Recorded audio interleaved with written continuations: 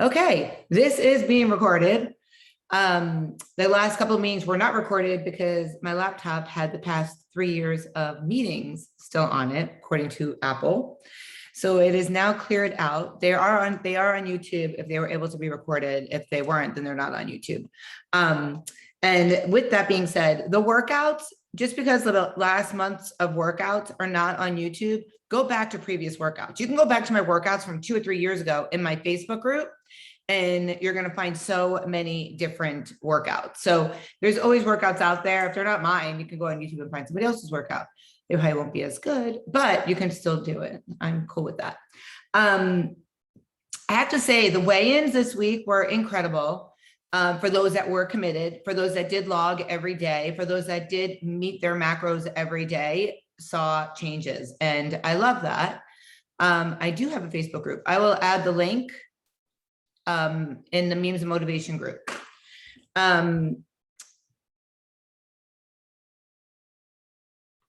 don't know why somebody thought it was 7:30, but anyway, I'll put it in the Memes and Motivation group. I can't multitask and do it at the same time. Sorry. Cannot do that for some reason. Oh yeah, so workouts, anybody can do that. Weigh-ins were great. If you are not getting shout outs in the nutrition shout outs group, there's a reason. And it's not even that you're not hitting your macros 10, 10 and under 6. It's because you're not hitting your macros 20%, within 20%. That's a lot. Those shout outs are 20% of what I give you. I don't have the option of doing a 10 gram, 4 to 6, because the way my app works, it's just, there's too many variables. So if you're getting shout outs, you're in the range at least. But if you're not getting a shout out, you're nowhere in the range. We need to talk, whether it's blue or red, whether you're over or under, you're not hitting your macros. And not hitting them is just as bad as going over. So we need to come, let's figure it out. I don't do one-on-one phone calls. I would be on the phone all day long. I have a bad jaw. I can't open my mouth fully today from coaching so much. So we can talk back and forth in the app. We can text if it gets down to that where it gets too much back and forth, but we need to figure out why you're not hitting your macros. If it's because you're not tracking, then I can't help you. I can only help you, coach you. I can't make you do something you don't want to do. And I get it. It takes a little bit of time in the front, on the front side, but I've been tracking macros, Mike's home. I've been tracking macros for over 13 years, and it gets so easy to do. And I would never stop tracking because it's what keeps me on task and on point. So yes, in the beginning, it might take a little bit of time because you would find all your faves and copy and paste, copy over your day and all that stuff. But otherwise, it should be your second nature, and it's not daunting. And, people are like, well, I don't want to do it when I'm out for dinner. Then do it before you go to dinner. How many times do you go to the bathroom while you're at dinner? Do it while you're in the bathroom. Whatever you need to do, you do. People text on their phone at dinner. If you need to take 3 minutes to log food and do something positive for yourself, do it. You have goals, you have priorities. It's nobody else's business but yours. You are your person that you need to be responsible for, nobody else. I said I wasn't going to get on a soapbox, but I got on that one. Sorry. And these meetings are super important. Okay. So people are always like, what carbs do you recommend? What carbs should I eat? And I decided to do some research, and I found 6 carbs that will help with weight loss. And I'll tell you why when I tell you them. So the first one is quinoa. And the reason why quinoa will help with weight loss is because it's also protein. So I always tell you guys, have protein with your carbs. It's already there for you. It's already going to break down the quinoa faster than if you were to have brown rice, because there's protein already in it. The second one is black rice, which is also known as forbidden rice. If you have bole near you, it's one of your options. I usually get half forbidden rice and half regular rice, or half forbidden rice and half kale salad. There's a bole in my Orange Theory Plaza, so it's kind of right there. Although we're getting it just salads, which will be amazing. Anyway, so the reason why forbidden rice is good is because it's very high in fiber, which will help you poop. And it's lower in calories, believe it or not. And it's very filling. The next one is barley. So it's very fiber enriched. And you can make a barley soup and put like whole chicken, you know, like get chicken from Publix or somewhere where they have rotisserie chicken. And you make a barley soup in your crock pot. And it'll be amazing. And you can have that for a couple of days, kind of like turkey chili we do. Japanese people did a study. A Japanese study sounds much better than Japanese people did a study. A Japanese study showed that people that ate barley 3 times a week for 3 months reduced their cholesterol, shrinked their waistline, and lost visceral fat, which is dangerous. Visceral fat is like that fat that you can like jiggle. It's like surface fat. They lost that fat by eating barley 3 times a week for 3 months. I'm not telling you to do that. I'm just showing you that it does work. So barley is a great carb to have. Another one is oatmeal, and I tell you guys that all the time. The reason why oatmeal is such a great carb is because it lowers your heart, the risk of high blood pressure. It lowers your risk of heart disease and cancer. It is also very high in fiber, and it makes you very full when you eat it.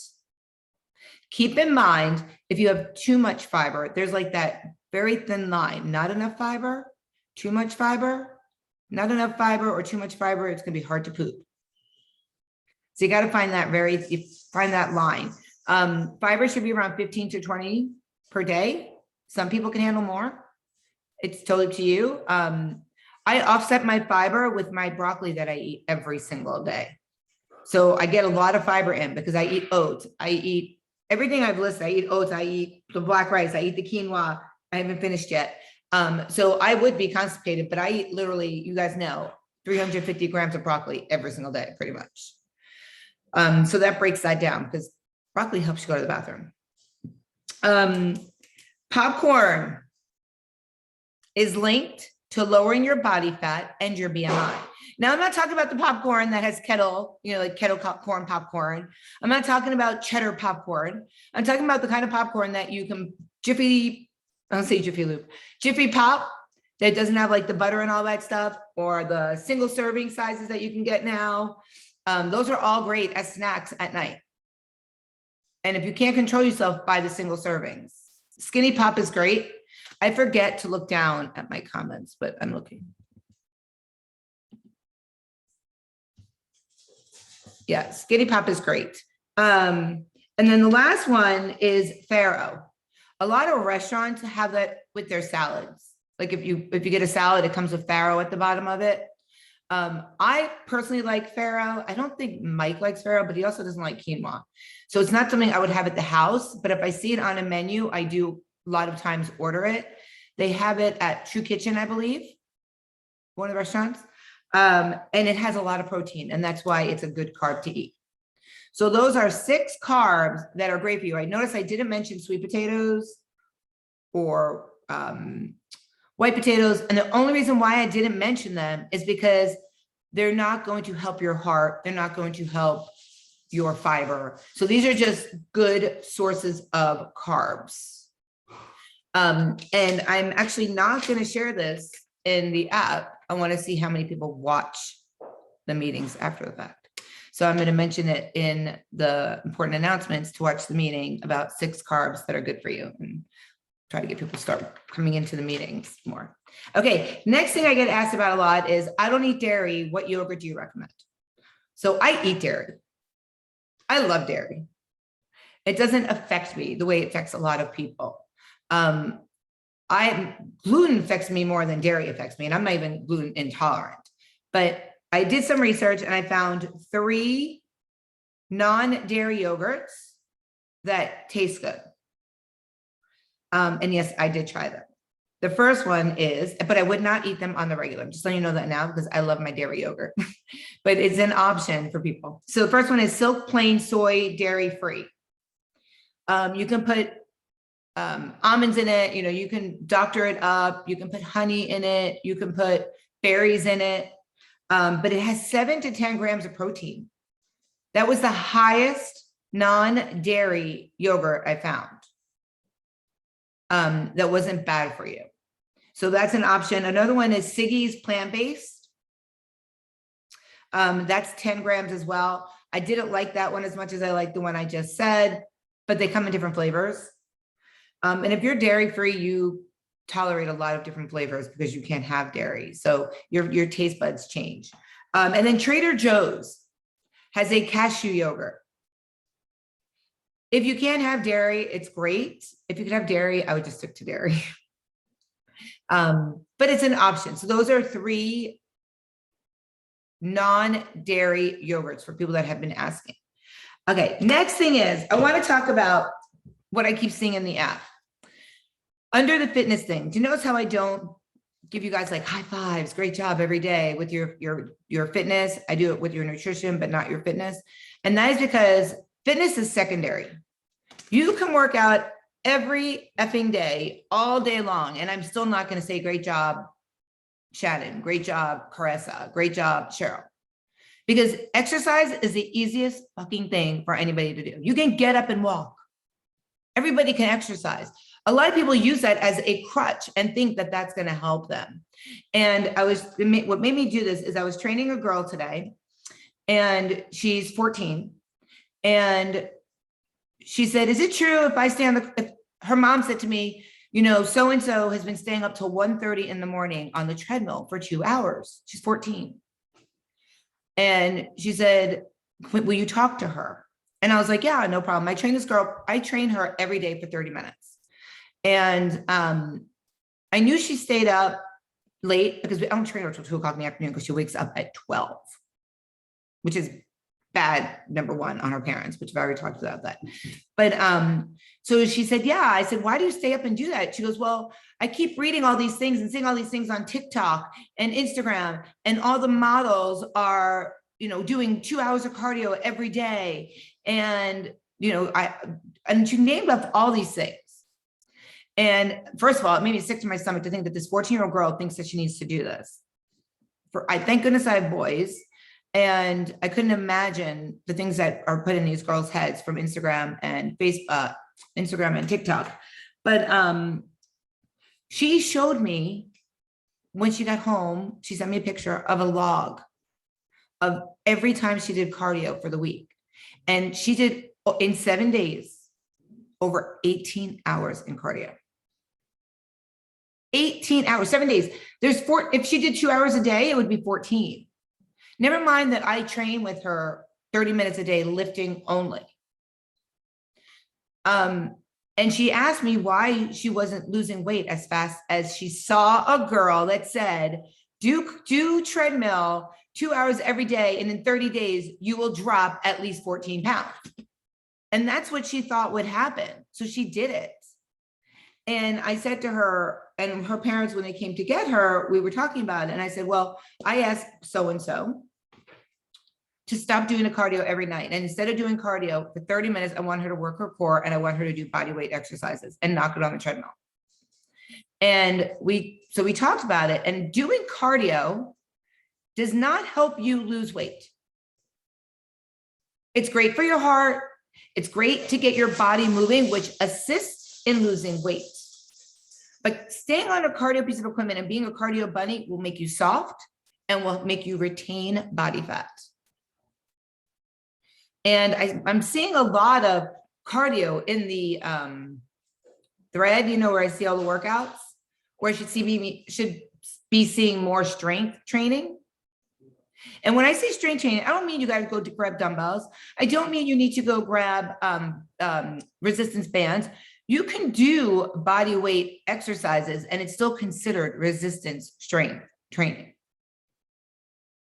You can do dips off the floor, you know, for your triceps. You could do push-ups. You could do leg raises. You can do fire hydrants. There's leg lifts. There's so many things that are considered strength training that you don't need equipment. The strength, so I was reading articles because I was trying to find stuff to send to her so that she understood what I said, that it wasn't just coming from me. Strength training is the key to the weight loss puzzle. Remember that. Keep that in your head. It increases your basal metabolic rate. That is your resting metabolism. If your resting metabolism bumps up, you are going to burn calories sleeping. You are going to burn calories sitting here on this Zoom.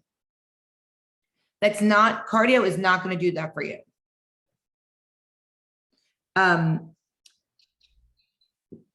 Oops, somebody just came off mute. Hold on. Okay. People are like, well, I don't even know where to start if I'm doing strength training at home. So you want to start with a dynamic warm-up. You can do body weight squats. You can do jumping jacks. You can do lunges, laterals, reverse lunges, reaches, anything that gets your body moving. When you are lifting, it doesn't mean you have to lift for 2 to 3 hours. I literally lift for 30 minutes and I'm out of the gym in that part. I don't do more than that. I do full body workouts 5 to 6 days a week, and I'm done.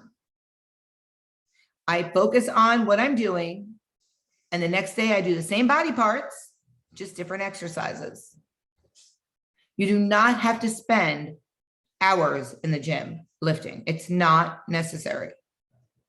You do need to do some kind of strength training at least 3 to 5 times a week for 30 minutes. If you need to do 5 minutes in the morning of push-ups and then 5 minutes in the afternoon of dips and 5 minutes later in the afternoon of something else, but you get 30 minutes in throughout the day, that's it. Bingo, you got it. Make the time, get it done. If you go to Orange Theory, you're getting in a full body workout in like 23 minutes, maybe 18 minutes or something. So you need to do more of strength training. If you think about it, you're on the floor maybe 23 minutes, but how many breaks are you getting in between? You need to incorporate more than that, which is why I started offering the 2 workouts a week on the app, because it's strength training. It's 30 minutes straight. We literally, you've seen it. We don't take breaks. And I did that because I have so many Orange Theory people and Hard Exercise Works and all that other crap people in my group that I thought, okay, I know they need to incorporate more lifting. Even the Lift 45s, it's a 45-minute class. 6 minutes of it is a dynamic warm-up. 4 minutes of it is demos. So now you're down to 35 minutes. The last 5 minutes is a cool down. You might be getting 23 to 25 minutes of true lifting at a Lift 45 class. If you're doing them a couple of days a week, that's awesome. You're good. Incorporate a little bit more. Get on the workouts with us. If you can't get on them, I record them. And you need to wait 24 hours, ideally, for your body to rest, replenish, repair, and build. Do not work out at 8 o'clock at night and 5 o'clock in the morning. Your body did not get enough time to rest. And I'm huge on that. I am huge on that. If I teach a BOSU class tomorrow at 9 a.m., which I do, I don't work out till the next day until at least 9 a.m. I give myself 24 hours. Can I ask you a question about that? Of course. I've been going to the gym every morning and doing a half an hour of the machines, you know, like 3 sets of 10, like you did in your Zoom circuit. Yeah. So is that circuit? Because on my Fitbit, it's either circuit or weights. I don't know what to call it. You're doing a circuit of weights? Circuit. Yeah, I have 8 machines that I go to. Yep. Okay, and then sometimes I take a class after that, which is like a cardio class, but I've been walking at night. That's okay. That I can walk at night. And you're just not lifting again. Not lifting, no. Okay. Yep. Check. Just don't do the circuit again for 24 hours. No, I won't. Okay, thanks. You're welcome. So the resting part is super, super, super important. Before I move on to my next topic, which I just realized I only have 5 minutes, but and I'm not going to call this person out. She's actually new in the Shred Tribe, and she had asked. She knows who she is. She asked about pre-workouts, and we've talked about supplements before. And I don't have a problem with pre-workouts. I don't know if anybody sees how fast I took my message off of there because I was like, I don't believe in pre-workouts. I pulled it off. I believe in pre-workouts for certain reasons. If you're going to do an obstacle course, you know, one of those Spartans or something like that, pre-workouts, you need that. That's going to help you with your endurance, with your stamina, and keep going. If you are doing a leg day and your leg day runs about 45 minutes, because sometimes they do, and you need something for that to keep you going, you can use a pre-workout. Pre-workouts are not meant for cardio. They're not meant for Orange Theory Fitness. They're not meant for hard exercise works or F45 or taking a 5K run. They're meant to allow your muscles to last longer when you're lifting. That's what a pre-workout is. It's not meant to give you that jolt of energy before you work out, believe it or not. It's a pre-workout because you take it before you're working out to enhance your workout, to increase your longevity during your workout. If you're tired when you're going to work out, you're working out at the wrong time during the day, or you need to eat an apple on the way to work, to your workout. That will give you natural energy, or a banana. This sounds funny, but coffee is actually a great drink before you work out.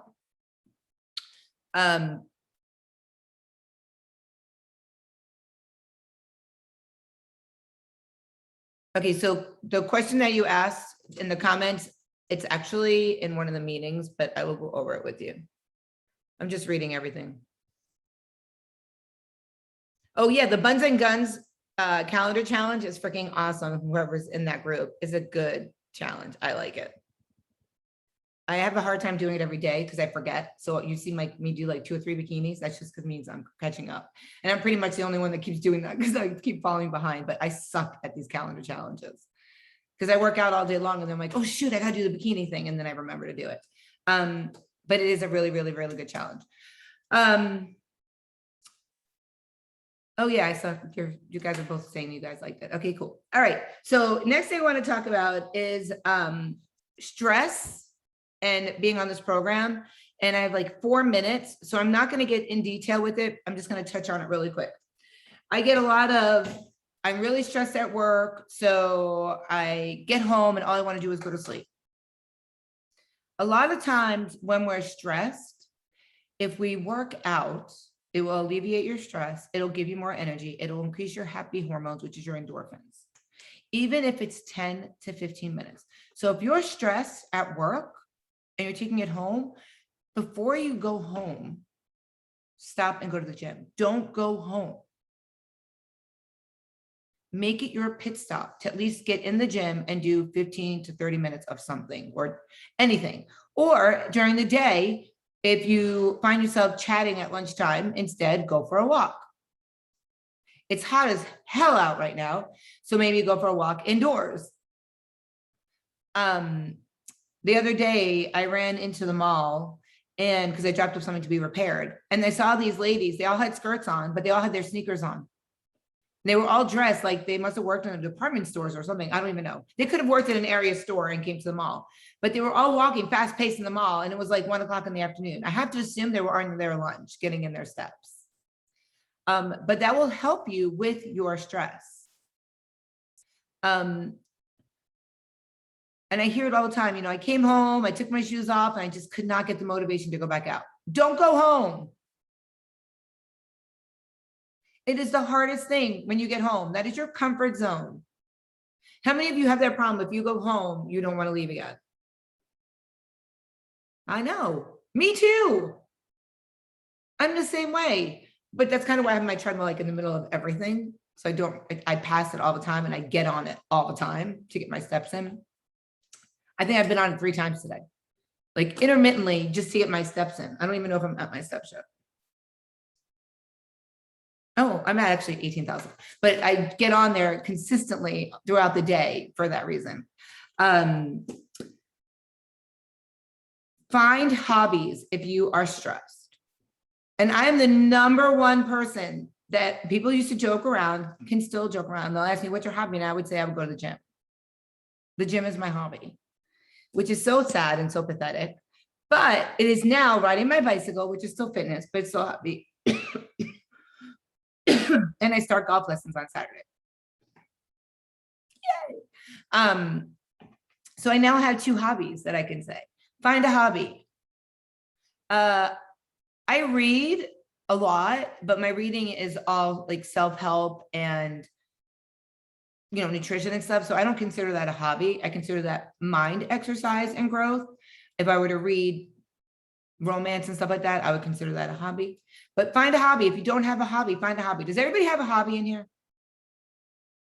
It can't be going to Orange Theory Fitness. Okay, just checking. Hobbies are important. They help you with stress. They help you not be hungry. They make your mind work so that your hands don't have to work.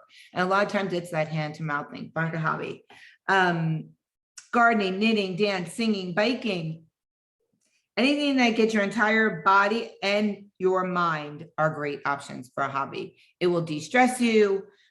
Taking walks outside is not a hobby, but that will definitely de-stress you if you can do that.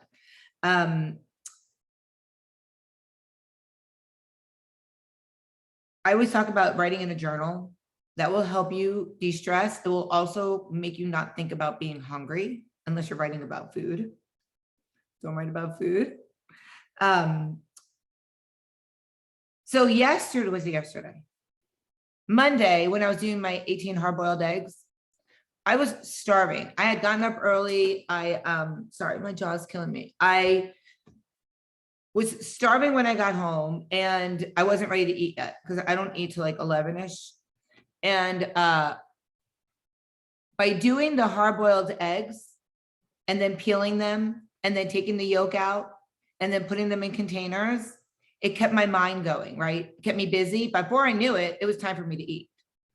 So a great thing to do is meal prep when you're hungry. I know it sounds funny, but it takes your mind off of wanting to eat and it has you focus on getting ready to eat. And it's a great meditation. I do love meal prepping. Like everybody's like, I can't believe you meal prep for this amount of time. And for me, it's therapy. I like meal prepping. It makes me less stressed because when I wake up on Monday morning, I know all my food's ready to go. Everything's bagged. My chicken is bagged. My egg whites are bagged. My cucumbers are bagged. My berries are bagged. Everything is ready to go. And then I don't have to think about it. So it helps with kind of like a meditation. And then it helps with being prepared for the next day. So you're not stressed. Spring cleaning, summer cleaning, cleaning out your closet, cleaning out your drawers is a great way to get your mind off of wanting to eat and being stressed. I literally have to clean my closet like every week. And I try to do that now. Don't even ask what it looks like at the moment. But I try to do that every week. And I do it when I'm stressed or hungry. I'm usually hungry more than I'm stressed. I'm pretty much hungry every day. And if you guys know me, I eat all day, every day, and I eat a lot of food, but I'm always hungry. My thing's gonna run out I have a few more minutes. Have a bedtime. Does everybody have a bedtime here? Or do you just fall asleep when you fall asleep? That's so bad. And I never say that about anything. And I'm not gonna open my mouth as much when I'm talking right now, but that's so bad. So when you have a bedtime, it gives you a reason to go to sleep. It makes you shut down at night. You all know I have a bedtime. It is 9:30 come hell or high water, and it's on the weekend, it's 10 o'clock. And if we're watching a movie or if we have company or anything, I go to bed. I'm like, peace out. Or what is it called? The Irish leave. Like I leave and don't tell anybody. I can't remember what that's called, but I just slide out and don't tell anyone. And then I get a text the next morning, like, we didn't even know you left. We had that big party for Mike for his 60th birthday party. Then it was like 11 o'clock and I slid out, went upstairs and went to bed. Nobody knew I left. The next morning, everybody said, I was looking for you to say goodbye. I try to stick to my bedtimes. It helps me stay focused, helps me stay less stressed. And knowing that I don't get a lot of sleep, it helps me with that. Let me just look at my notes. Another thing that I talked to you guys about that will help with your weight loss, help with getting new habits, help with not being stressed is slowing down. Slowing down with what we do every day, slowing down with what you're eating. I'm a fast eater. I'm a fast talker. I do everything fast. And I've been learning how to slow down. I won't finish my food until Mike is finished with his food because he's a very slow eater. So I pace myself. If I see myself eating, I put my fork down, I just sit there. And he's like, what's wrong? You don't like the food? I'm like, no, I freaking love it. But I would have been done like 12 minutes ago. I literally can eat a bowl, my big bowl, in like 3 minutes. And you all see my big bowl, you know what I do, but I'm trying not to do that. And it does make me more full, and it does take away some stress, believe it or not. Cut back on sugar. So here's one that's really big, and I want to talk about this more next week, and then I'm done. I want you guys to look at your food intake every day, and I want you to look how much sugar you're eating. So we don't track sugar because it's carbs as well. But if your weight loss is slowing down or you want to jumpstart, eliminate sugar. Cut some of it out. If you notice that a lot of things you're intaking has sugar in it, start backing that out a little bit. My friend Donna, she sent me her food log one day and she's like, I don't know why my body fat's not going down. I eat really clean. I can't figure it out. And a lot of you know my friend Donna. But so I looked at it, I'm like, you eat at least a half a pound of berries every day. Like every meal she was eating berries, or not berries, sorry. She was eating like pineapple and melons and all that stuff. And I was like, you need to stop eating that. She goes, well, I figured it was fruit. And I'm like, it's all sugar, switch to berries. Not only will it cut your body fat down, but it will make you more full. Berries have seeds. Seeds make you more full. Like they don't grow in your body, but they just make you more full. There's more fiber in them. So look at the sugar, like eggs, Irish exit. Thank you. Thank you, Carissa. Irish exit. Start looking at your sugars. And if you want me to help you look at them, I will be more than happy to do that. Our puffs have sugar. Our Built bars have sugar. So you don't want to eat more than one of those a day. If you're eating more than one, stop doing that. Find something else. And when I talk about sugar, I'm talking about crap sugar. I'm not talking about like an apple.